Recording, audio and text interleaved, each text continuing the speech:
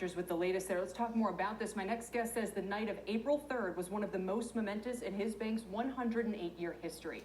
In a new op-ed on CNBC.com, he says they've been working around the clock ever since, and that Main Street banks like his are the best way to help Main Street businesses. For more, I'm joined by John Steinmetz. He's CEO of Texas-based Vista Bank, which has processed more than $100 million in PPP loans. John, it's good to see you. Welcome. And what happens now that the program, all the funds have been earmarked? Well, Kelly, thank you for the opportunity to join you on behalf of community banks, not only in Texas, but around the country. Obviously, as your guests have stated, earmarks did run out as of today, and we're hopeful that Congress will step up and assist the small businesses that have been left behind. But at Vista Bank, we are continuing to process in the queue and be ready to provide those services to the small businesses, and most importantly, the real people that work for those small businesses as they enter these challenging times in our economy. You are. So basically, and can you give us a sense of all the people who have come to ask for, to demand, have demand for a loan, in other words, what percentage of those do you think are approved and filled? Are we 25%, 50%, 75% of the way there? Because that's going to have implications for how much more money is needed. Well, there's a question as to whether or not those that have been approved or in the queue are going to be funded. We have been working, as you stated, around the clock. First funding was at 3:30. There were other community banks funding immediately at 12:01. But I think as it pertains to the appropriations and when those funds are going to be available, we've been funding at a pretty rapid pace. There's been a lot of gloom with respect to the SBA and the regulatory bodies, but I'll tell you personally, we have seen not only community banks across the country work together, but we've also had the opportunity to see all the interagencies, the Treasury, the administration work diligently to essentially get as many of these businesses funded as possible and provide us the greatest chance to keep the hardworking, hard-trained employees that, I remind you, are real people. These are not numbers on a balance sheet. These are numbers not rolling across the bottom of your screen. Mm-hmm. These are people that are not currently in the unemployment line. So I would strongly encourage Congress to step up and not play partisan politics and get involved in what is ultimately going to either be a continued plan of success or one that expands unemployment going forward. Exactly. So in a word, has everybody who showed up and asked for a loan been able to get one at this point? There have been some that, quite frankly, weren't prepared, and so they were not able to participate in the program.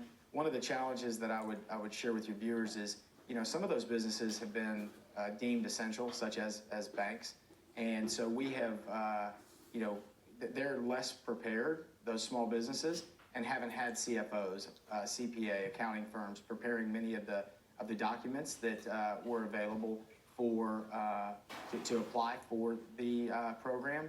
And so that's one of the reasons I'm hopeful that, again, the program is funded because I do believe it's working. Mm. I mean, look, we can focus on the things that are not working, but these are real people trying their very best to make things work. And at Vista Bank, our board of directors and our stakeholders deemed it to be extremely necessary to help the communities we serve, regardless of whether or not they are clients.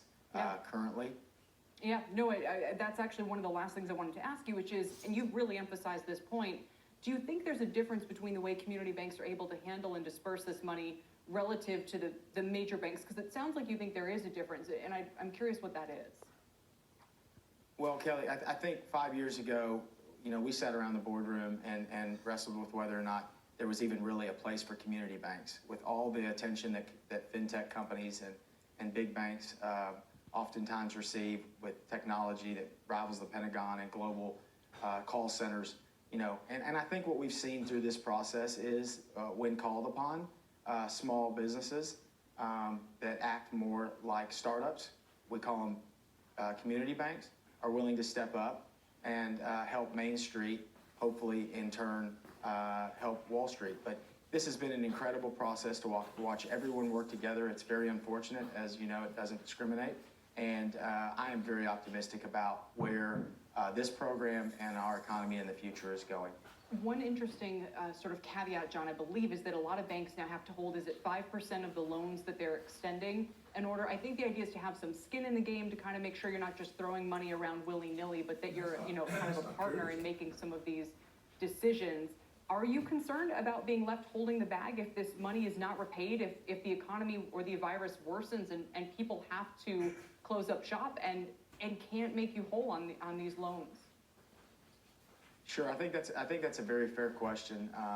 It's two-pronged. One, the Fed did roll out a paycheck protection funding facility that allows banks to access funding sources to allow us to continue to provide liquidity to these small business owners that range. By the way, at Vista Bank, we've made loans from $1,400 to $7.5 million, and those range from 2 employees to 348 employees. And so I think it's something that obviously community bankers, our associations work diligently on, but the Treasury and the Fed and all of the governmental agencies, state banking department of Texas, have ensured really that we are held harmless as long as we practice sound and safe banking practices. So it's not something we're real concerned about at this point. We're more concerned about getting money to these small business owners that are risking capital on a daily basis to ensure their employees and their companies remain solvent in the future. Yeah, well, like you said, John, one of the biggest challenges your bank has faced in over 100 years. So that certainly gives us some perspective. Thanks for your work, and then thanks for joining me this afternoon. Thank you, ma'am, for the opportunity to join you today. John Steinmetz with Vista Bank in Texas. Coming up, protest